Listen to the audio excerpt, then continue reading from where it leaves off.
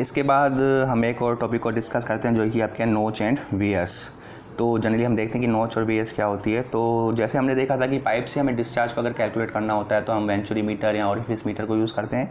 लेकिन सपोज अगर किसी भी चैनल से या किसी भी पैसेज से आपको डिस्चार्ज को कैलकुलेट करना होता है तब हम नोच और वेयर को यूज़ करते हैं। तो यहाँ देख सकते हैं कि notch and weir are use to calculate the discharge from the channel और स्मॉल पैसेज।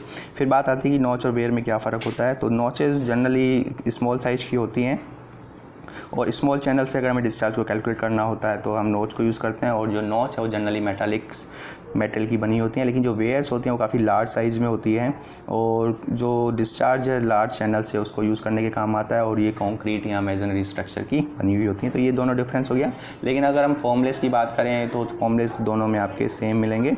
तो एक एक करके हम देखते हैं कि क्या क्या चीज़ें हैं। तो अगर हम बात करें डिस्चार्ज थ्रू रेक्टेंगुलर नोच और वियर, तो अगर रेक्टेंगुलर नोच और वियर तो उससे डिस्चार्ज कैसे किया जाए। तो सपोज ये आपकी वेयर है, यहाँ से ऊपर से इसका पानी का इस तरह से फ्लो होता है जो कि आपका हेड एच है।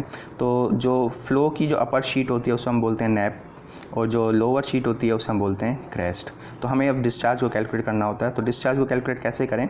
तो अगर हम यहाँ से सामने से इसका क्रॉस सेक्शन देखें तो एक रेक्टेंगुलर क्रॉस सेक्शन आपको मिलता है इस तरह से, जहाँ पे आपकी एल जो होगी वो लेंथ होगी। तो हम क्या करते हैं कि स्ट्रिप को कंसीडर किया, इस स्ट्रिप पे हम अगर डिस्चार्ज निकालें तो इस स्ट्रिप पे डिस्चार्ज के लिए आपको दो चीज़ों की ज़रूरत होती है कि यहाँ पे वेलोसिटीज़ क्या होगी और यहाँ का एरिया क्या होगा। तो एरिया तो simple L into D H, हम डी एच थिकनेस की स्ट्रिप मानते हैं, और वेलोसिटी क्या होगी स्मॉल h डेप्थ पे हम स्ट्रिप मानते हैं। तो स्मॉल h डेप्थ पे वेलोसिटीज़ का फॉर्मूला हमें पता होता है, इट इज़ √2gh। तो वेलोसिटीज़ भी हमें पता है, एरिया भी पता है, तो हम स्ट्रिप से डिस्चार्ज को कैलकुलेट कर देते हैं। स्मॉल डिस्चार्ज को इस तरह से कैलकुलेट करते हैं और टोटल डिस्चार्ज के लिए हम जो h है, क्योंकि ये जो आपकी स्मॉल h है वो कैपिटल 0 से कैपिटल H की तरफ वेरी कर सकता है, तो इंटीग्रेशन करने से हमें फाइनल रिजल्ट मिलता है इट इज़। और CD को भी अगर हम कंसीडर करें एक्चुअल डिस्चार्ज के लिए तो CD 2/3 √2gLh की पावर 3/2। तो ये आपका होता है actual discharge from the rectangular weir और नोच। तो ये इंपॉर्टेंट फॉर्मूला है 2/3 CD √2gLh rays to power 3/2। कई सारे ऑब्जेक्टिव क्वेश्चन यहाँ एज इट इज़ आपसे पूछा जाता है। तो रेक्टेंगुलर वेयर और नोच के लिए जो डिस्चार्ज है उसका फॉर्मूला आपको ये याद रखना होता है। फिर आपका आता है डिस्चार्ज थ्रू ट्रायंगुलर नोच और वियर। तो जैसे ये है आपकी नोच है, ये एक तरह से ट्रायंगुलर नोच और वियर है। तो इसका कंसेप्ट ये होगा कि हम एक स्ट्रिप को कंसीडर करते हैं, इस स्ट्रिप पे हम स्मॉल डिस्चार्ज को कैलकुलेट करते हैं और टोटल डिस्चार्ज के लिए हम इंटीग्रेशन कर देते हैं 0 से h की तरफ। तो अभी डेरिवेशन से इतना इंपॉर्टेंट नहीं है, आपको फाइनल रिजल्ट देखते हैं क्या है। तो फाइनल रिजल्ट जो होगा वो आपका ये होता है, अगर रेक्टेंगुलर नोच और वियर है, जहाँ पे ये एक चीज़ और देख लेते हैं, जो एंगल है, टोटल एंगल जो है नोच का वो थीटा है और ये एंगल आपका हाफ है। तो थीटा/2 टोटल एंगल थीटा है, नोच एंगल जिसको हम बोलते हैं। तो फॉर्मूला आपका क्या बन जाता है, फॉर्मूला आपका बन जाता है अगर आपका ट्रायंगुलर नोच और वियर है तो Q = CD 8/15 √2g tan θ/2 h raise to power 5/2। वहाँ 3/2 था रेक्टेंगुलर केस में, यहाँ 5/2 है, यहाँ tan θ/2 है। ये फॉर्मूले आपको याद रखने पड़ेंगे। तो ये हो जाएगा 8/15 CD √2g tan θ/2 h raise to power 5/2। ये फॉर्मूले आपको याद रखने पड़ेंगे इन केस ऑफ। फिर बात आती है राइट एंगल वी नोच। राइट एंगल वी नोच का मतलब है कि जो ये एंगल है ये आपका 90 डिग्री है, मतलब थीटा की वैल्यू 90 डिग्री और θ/2 45 डिग्री होते ही ये वैल्यू आपकी 1 हो जाती है। तो tan थीटा की टर्म्स आपकी यहाँ से हट जाती है। तो h = 8/15 CD √2g h raise to power 5/2 for right angle V notch. तो ये बात हो गई। अब बात आता है डिस्चार्ज थ्रू ट्रेपेजोइडल नोच और वियर। अब ट्रेपेजोइडल नोच और वियर, ये ट्रेपेजोइडल नोच है आपकी, इससे डिस्चार्ज को कैलकुलेट किया जाए। तो हम ये देख सकते हैं कि जो ट्रेपेजोइडल नोच और वियर है वो कॉम्बिनेशन होती है आपकी रेक्टेंगुलर नोच और वियर का और आपका ट्रायंगुलर नोच और वियर का। तो इन दोनों से जो भी आपका डिस्चार्ज हम कैलकुलेट करते हैं उन दोनों को आपको ऐड करना है। तो टोटल डिस्चार्ज होगा वो क्या होगा, डिस्चार्ज थ्रू रेक्टेंगुलर वियर और नोच और डिस्चार्ज थ्रू ट्रायंगुलर वियर और नोच। तो इनको जोड़ते ही आपके पास ये इक्वेशन मिल जाती है। तो ये ट्रेपेजोइडल से हम डिस्चार्ज करते हैं। दूसरी बात ये आती है कि वेलोसिटी ऑफ अप्रोच। तो एक्चुअली वेलोसिटी ऑफ अप्रोच का मतलब क्या है कि एक ऐसी वेलोसिटी जिस वेलोसिटी से जो भी आपका लिक्विड है वो नोच और वियर तक पहुंचता है। भाई अगर पहुंचेगा ही नहीं तो फ्लो पॉसिबल नहीं हो पाता। तो ऐसी कितनी वेलोसिटीज़ है जिस वेलोसिटी से वो नोच और वियर तक पहुंचता है, उसे हम बोलते हैं velocity of approach. It is the velocity by which water reaches at the top of नोच और wear and it is calculated by. अब इसको कैलकुलेट कैसे किया जाए। वेलोसिटीज़ है, चैनल से आपका फ़्लो थ्रू, चैनल से आपका लिक्विड का फ़्लो होता है, तो उसमें वेलोसिटीज़ को कैसे निकाला जाए, तो वेलोसिटीज़ को हम निकालते हैं यूजिंग डिस्चार्ज। तो चैनल का जो डिस्चार्ज होगा और चैनल का जो क्रॉस सेक्शनल एरिया होगा उससे ही हम वेलोसिटीज़ अप्रोच को कैलकुलेट कर सकते हैं। तो वेलोसिटी अप्रोच को आप कैसे कैलकुलेट कर सकते हो, डिस्चार्ज थ्रू चैनल, क्योंकि चैनल से ही फ्लो हो रहा है और लास्ट में आप वियर और नोच लगाते हो, तो डिस्चार्ज थ्रू चैनल और एरिया ऑफ चैनल, तो इससे हम वेलोसिटीज़ ऑफ अप्रोच को कैलकुलेट करते हैं। लेकिन क्या होता है, इस वेलोसिटीज़ ऑफ अप्रोच का अगर हम कंसीडर करते हैं तो वेलोसिटीज़ ऑफ अप्रोच होने के कारण एक एडिशनल हेड बनता है, वो एडिशनल हेड आपका VA² बनता है। अभी तक हम एडिशनल हेड को कंसीडर नहीं करते आ रहे थे, लेकिन जब आप एडिशनल हेड को कंसीडर करते हो, जब आप वेलोसिटीज़ ऑफ अप्रोच को कंसीडर करते हो, तो आपके फॉर्मूलेज चेंज हो जाते हैं। फॉर्मूलेज चेंज हो जाके आप ये फॉर्मूला कब था, जब वेलोसिटीज़ ऑफ अप्रोच को हमने कंसीडर नहीं किया। लेकिन जब वेलोसिटीज़ ऑफ अप्रोच को आप कंसीडर करते हो तो एडिशनल हेड HA तो होता ही होता है, जो हम इंटीग्रेशन 0 से करते थे, अब आप इंटीग्रेशन 0 से नहीं करके HA और H+HA तक लिमिट लगाते हो, तो जब जाके आपका फॉर्मूला ये बन जाता है। तो H की जगह H+HA माइनस HA 3/2, ये आपका फॉर्मूला है जब वेलोसिटीज़ ऑफ अप्रोच को आप कंसीडर करते हो। तो ये इंपॉर्टेंट चीज़ है। इस तरह से आपका जो भी क्वेश्चंस हैं उस तरह से बन सकते हैं। फिर बात आती है कि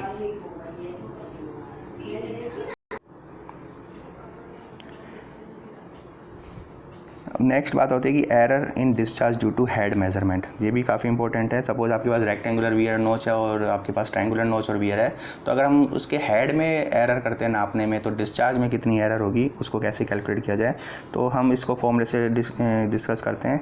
ये क्यू, अगर रेक्टेंगुलर की बात करें तो ये फॉर्मूला था हमारे पास, जहाँ पे आपका ये सब चीज़ें कॉन्स्टेंट हैं, वेरिएबल आपका हेड ही है, तो KH3/2Q।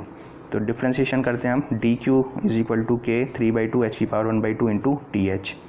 तो DQ/Q आपकी डिस्चार्ज में एरर है, हमने Q से डिवाइड कर दिया दोनों तरफ, तो आपके पास फाइनल इक्वेशन जो ये बनती है DQ/Q मतलब एरर, डिस्चार्ज में कितनी एरर है, और DH/H मतलब हेड में कितनी एरर है। तो अगर आपके पास हेड में एरर पता है और डिस्चार्ज में एरर को कैलकुलेट करना है, तो आपको जस्ट 3/2 से उसको मल्टीप्लाई करना है। तो अगर हेड में एरर आपकी 1.5 है या हेड में एरर आपकी 1 है, तो डिस्चार्ज में एरर आपकी होगी 1.5। तो इस तरह से हम या तो याद करने के लिए हम ये कह सकते हैं कि जो H की पावर है, जैसे सपोज आपका जो डिस्चार्ज का फॉर्मूला था, यहाँ पे H⁴ 3/2 है, तो 3/2 टाइम्स आपका डिस्चार्ज इन हेड के टर्म्स में हम देख सकते हैं। इसी प्रकार से हम कैलकुलेट करते हैं ट्रायंगुलर नोच और वियर को, तो वो फॉर्मूला Q बराबर ये आपका कांस्टेंट आ जाता है। हम दोनों तरफ DQ डिफ्रेंशिएशन करते हैं, फिर Q से इसको डिवाइड कर देते हैं, यहाँ पे भी Q से डिवाइड करते हैं, तो फाइनल रिजल्ट आपका निकल के आता है DQ/Q = 5/2 DH/H। तो हेड में अगर 1% की एरर है, तो 2.5% की एरर आपको किस में मिलेगी, डिस्चार्ज में। तो ये भी 5/2 कहाँ से आया, जितनी आपके पास हेड में ये जो पावर है, यहाँ 5/2 थी, वहाँ आपकी 3/2 थी, तो उस टर्म्स में आपका ये कैलकुलेट हो सकता है। तो रेक्टेंगुलर के लिए आपका ये एरर के लिए ये फॉर्मूला यूज़ होगा 3/2, और ट्रायंगुलर के लिए आपका 5/2 वाला यूज़ होगा। फिर आता है इफेक्ट ऑफ एंड कॉन्ट्रैक्शन।